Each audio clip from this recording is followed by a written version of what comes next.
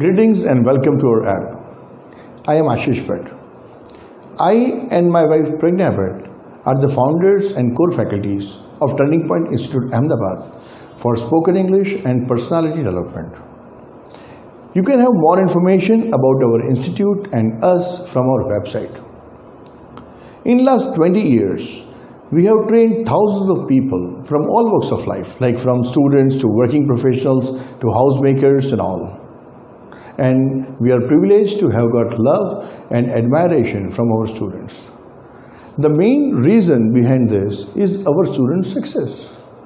क्योंकि हमारा course attend करके हमारे स्टूडेंट्स बड़ी आसानी से इंग्लिश में परफेक्शन और फ्लुएंसी अचीव कर लेते हैं। आप हमारी वेबसाइट पे उनके वीडियोस देख सकते हैं जिनमें उन्होंने group discussions, debates, presentations fluently confidence के साथ इंग्लिश में किया हुआ है। अब बेसिक लेवल से शुरू करके वो लेवल जब आप फ्लुएंटली इंग्लिश में बोलते हो नेचुरली, जिस the way we are talking in our mother tongue, वो लेवल कैसे अचीव करते हैं उसकी मैं आपको आज सीक्रेट उसके शेयर करने वाला हूँ।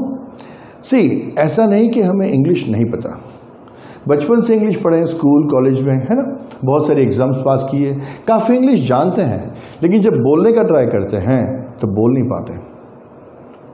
ऐसा नहीं कि हमें सीखने के लिए टाइम नहीं है, हम मेहनत नहीं करना चाहते, हम जानते हैं इंग्लिश का importance, we want to do that, लेकिन हमारी मेहनत का फल नहीं मिल रहा। उसका रीज़न दोष हम में नहीं है, जिस तरह से हमें इंग्लिश पढ़ाया जा रहा है उसकी सिस्टम में कुछ फॉल्ट है। बेसिकली 3 या 4 अप्रोचेस हैं इंग्लिश सीखने के। जैसे कि एक मेन जो स्कूल में पढ़ाया जाता है या किसी भी ग्रामर बुक्स को आप रिफ़र करेंगे तो उसमें दिखाया जाएगा कि भाई we are learning English as a subject, not as a language. English का ऑपरेशन होता है, जैसे कि सब्जेक्ट क्या होता है, ऑब्जेक्ट क्या होता है, फिर टाइप्स ऑफ नाउन, जैसे कि 8 प्रकार के नाउन होते हैं, उनको डेफिनेशन स्टडी करनी होती है, फिर एडजेक्टिव्स, एडवर्ब्स 10 प्रकार के होते हैं, कंजंक्शन किसको बोलते हैं, उसके क्या प्रकार होते हैं, वॉइसेस, टुकड़ों में हर एक चीज़ पढ़ाई जाती है, हर एक की डेफिनेशंस, नाम हमें रटने पड़ते हैं, उससे इंग्लिश बोलना नहीं आता। इंग्लिश बोलने के लिए तो मेरे मन में जो विचार हैं, कल्पनाएं हैं, वो शब्दों के माध्यम से बाहर आनी चाहिए। मुझे सेंटेंस फ्रेम करना सीखना है, इन शब्दों का मैं कोई मोल नहीं है। जैसे कि अगर मैं सिंपल कहना चाहता हूं कि वह चतुर है, तो मैं इंग्लिश में बोलूँगा ही इज़ क्लेवर। अब मुझे ये समझना है कि ही, उसके बाद इज़, उसके बाद क्लेवर कैसे डालते हैं। अब क्लेवर जो है वो एडजेक्टिव है कि एडवर्ब है, उससे मुझे कोई लेना देना नहीं है, राइट। अगर वो एडजेक्टिव है, कौन से प्रकार का एडजेक्टिव है, ये सब जानने का मुझे कोई मतलब नहीं है। हाँ, एग्जाम में मार्क्स मिल सकते हैं, है ना। कैसे पढ़ा जाता है, कोई सेंटेंस होता है, फिर बोलते हैं इसमें प्रोनाउन आइडेंटिफाई करो, एडजेक्टिव आइडेंटिफाई करो, वो बोलने के काम में नहीं आता। इसलिए आप चाहे कितनी भी मेहनत करके इन सभी पार्ट्स ऑफ स्पीच को रटे, रियल लाइफ में उसका यूज़ नहीं कर सकते। क्योंकि जब मुझे इंग्लिश बोलना है तो मेरे जो विचार है उसको इंग्लिश में कैसे फ्रेम करूं, मुझे वो जानना है। तो एक वो सिस्टम के लिए एक और तरीका है, and that is translate from mother tongue, माने हिंदी में से इंग्लिश में ट्रांसलेट करके सीखें। अब वो तो और भी ज़्यादा तकलीफ वाली चीज़ है। जैसे कि हिंदी सेंटेंस को बताया जाता है कि अगर आपके सेंटेंस में ता है, ती है, ऐसा कुछ है, that is simple present tense. पहले आइडेंटिफाई करो, उसके हिसाब से सब्जेक्ट, वर्ब, ऑब्जेक्ट ढूंढो और उनको रखो। अगर रहा है, रही है तो कंटिन्यूअस टेंस, चुका है, चुकी है परफेक्ट टेंस। हर एक वाक्य रचना के हिंदी में अलग अलग वर्ड के हिसाब से आइडेंटिफाई करो, फिर उसके स्ट्रक्चर्स देखो, अलग अलग स्ट्रक्चर्स हैं, उसके हिसाब से वर्ड ढूंढो और रखो। अरे भाई, ऐसे नहीं बोल सकते हम, राइट। क्योंकि मेरे मन में जो कल्पना है वो मैं निकालूंगा।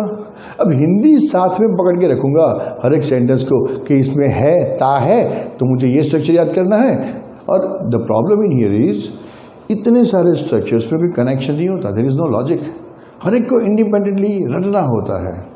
कभी कभी ऐसा लग जाता है कि English is just like a quantum physics, right. No, it's simple language. अगर मैं हिंदी पकड़ के रखूंगा मेरे दिमाग में, इंग्लिश कैसे बोल पाऊंगा। तो कोई लोग बोलेंगे ठीक है तुम्हें ऐसे भी नहीं आता, तो बहुत ही आसान तरीका है, इंग्लिश आप बहुत सुनो और फिर सेंटेंसेस रट के बोलना आ जाएगा। हम मातृभाषा तो वैसे ही सीखे थे ना, उसमें थोड़ी ग्रामर सीखे थे, तो इंग्लिश भी ऐसे ही सीख जाओगे। सुनते रहो और कुछ सेंटेंस रटो, उसको बोलते रहो। जरा शांति से सोचिए, हम मातृभाषा ऐसे ही सीखे हैं, लेकिन वो माहौल क्या था जब हम सीखे? तो 2400 घंटे हमारी अगल बगल सिर्फ मातृभाषा एक ही थी, वही हमें सुनने में आती थी और कोई ऑप्शन नहीं था। कुछ भी चाहिए था, कुछ भी कहना चाहते थे, उसी में बोलना होता था।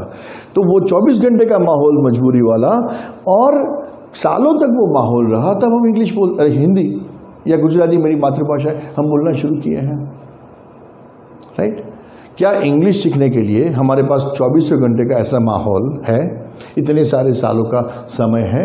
नहीं है। That is also not going to be useful.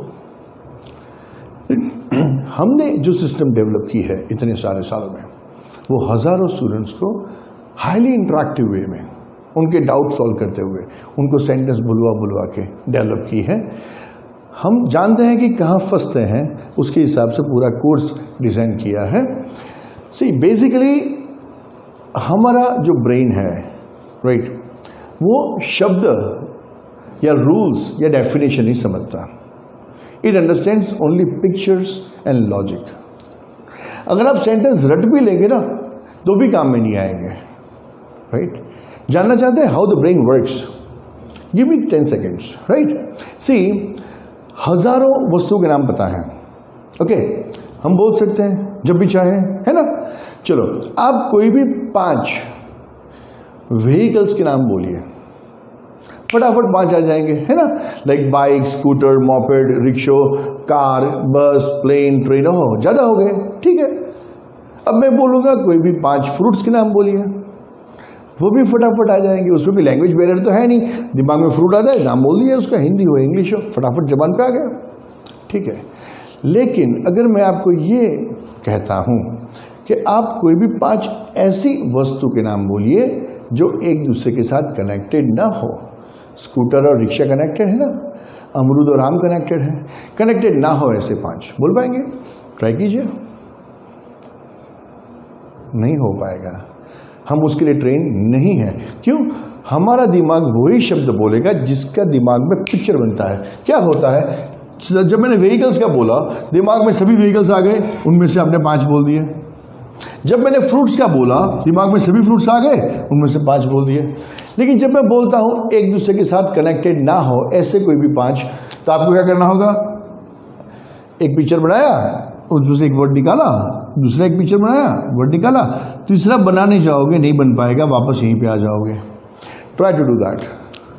So what I am trying to convey the message is, मन में जिसका पिक्चर होता है वही शब्दों के माध्यम से बाहर आता है। That's the language. See, visualisation and logic, that's the ultimate way to learn English. मन में जो पिक्चर है वो अब तक क्या होता है, मदर टंग में बाहर आता है शब्दों के स्वरूप में। That's our language by default.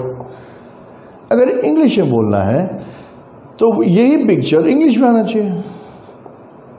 हम मदर टंग से इंग्लिश थोड़ी ना करने वाले हैं। सपोज मेरी लैंग्वेज गुजराती है, मदर टंग, मैं आपसे हिंदी में बात कर रहा हूं, तो क्या मैं गुजराती सेंटेंसेस फ्रेम करके उसके शब्द पकड़ पकड़ के इंग्लिश बोल रहा हूं? नहीं ना। मेरे जो मन में चित्र है वो हिंदी शब्दों के साथ बाहर आ रहा है, ओके? हाँ, लेकिन मुझे ये पता होना चाहिए कि मेरे मन में जो पिक्चर है वो हिंदी में कैसे रजू करता है। वही चीज़ जब इंग्लिश में सीख जाते हैं कि मन में जो पिक्चर है वो इंग्लिश में कैसे बाहर निकालता है, लॉजिक और विजुअलाइजेशन की मदद से, then you are fluent in English. तो हमारा जो पूरा प्रोसेस है कोर्स का वो यही है। हम शुरुआत करेंगे बहुत छोटे स्ट्रक्चर से, लॉजिक से, राइट? एक एक वर्ड वाक्य रचना में क्यों आते हैं, क्यों नहीं आते, वो हम सीखेंगे। देखिए, हमें इस तरह से पढ़ाया गया रूल है, इस पे ऐसा रूल है, इस पे ऐसा रूल है। हम इस तरह से नहीं पढ़ेंगे। हम पढ़ेंगे रूल है, ठीक है भाई, लेकिन रूल है तो क्यों है। आपने डेमो सेशन में थोड़ा सा आइडिया आया होगा ऊपर से, है ना, कि एक एक वर्ड के पीछे there has to be logic. अब जब रूल्स को आप समझोगे तो बड़े ही आसानी से कुछ समय में आपको समझ में आने लगेगा कि जितनी भी वाक्य रचनाएं हैं एक दूसरे से कनेक्टेड है, एक के ऊपर दूसरी, दूसरी के ऊपर तीसरी अरेंज की गई है। और कुल मिला के 4-5 ही रूल्स हैं जिसकी मदद से पूरा इंग्लिश बनता है। और ये कॉन्सेप्ट जैसे क्लियर होता है, you become very much confident in English. आपके मन में जो विचार आएंगे ना, आप आराम से इंग्लिश में प्रेजेंट कर पाएंगे। एक ही विचार 2-3-4 तरीके से प्रेजेंट हो सकता है। हम हिंदी में करते ना, वो शब्दों के साथ खेलने की आपकी एक्सपर्टाइज इंग्लिश में आ जाएगी और यू विल बी कॉन्फिडेंट कि मैं जो बोल रहा हूँ ना वो करेक्ट है। ये अचीव होता है लॉजिक और विजुअलाइजेशन से। लेकिन सिर्फ कॉन्सेप्ट समझ लेना काफ़ी नहीं होता, बहुत सारी प्रैक्टिस करनी पड़ती है। वो प्रैक्टिस के लिए भी हमारी ऐप में काफ़ी सारी चीज़ें सिस्टम डेवलप की है और कैसे करना है, अलग अलग मॉड्यूल्स कैसे यूज़ करना है, वो मैम आपको समझाएंगी थ्रू आउट द कोर्स। और मेरे वीडियो के बाद भी she will explain you this. दूसरा एक इश्यू रहता है रीडिंग में। आई हैव सीन बहुत सारे स्टूडेंट्स इंग्लिश मीडियम में पढ़े होते हैं या फिर ग्रेजुएशन इंग्लिश मीडियम में किया होता है, फिर भी जब कुछ पढ़ने का ट्राई करते हैं ना, आंखें घूमती हैं, शब्द अंदर नहीं जाते हैं। यही रीज़न है कि जब पढ़ने की सिस्टम हमारी गलत है। हम लोग जब पढ़ते हैं तो उसका पिक्चर नहीं बना सकते, वी कैन नॉट विजुअलाइज, क्योंकि हमारे ग्रामर स्ट्रक्चर्स क्लियर नहीं होते हैं। हर एक शब्द को अलग अलग से समझने का ट्राई करते हैं। विथ अवर सिस्टम जब आपका इंग्लिश पूरा क्लियर हो जाएगा, रीडिंग स्किल्स भी बहुत अपग्रेड हो जाएगी, राइट। उसकी पूरी मेथड है, मॉड्यूल्स हैं उसके, कि फ्लुएंटली लाइक बहुत अच्छी तरह से रीड कर पाओगे, आसानी से समझ लोगे। समझ लो आप 2 घंटे में कुछ पढ़ रहे हैं, वही चीज़ आप 40 मिनट्स में ज़्यादा अच्छी तरह से समझ लोगे। तो हायर स्टडीज़ में या ऑफिशियल जो प्रोफेशनल वर्क है उसमें बहुत काम में आता है। और राइटिंग स्किल्स वो भी बहुत अच्छी डेवलप होगी। जब आप खुद के विचार जैसे हिंदी में प्रकट करते हैं वैसे इंग्लिश में प्रकट करते हो जाओगे, राइट। तो नेचुरली योर राइटिंग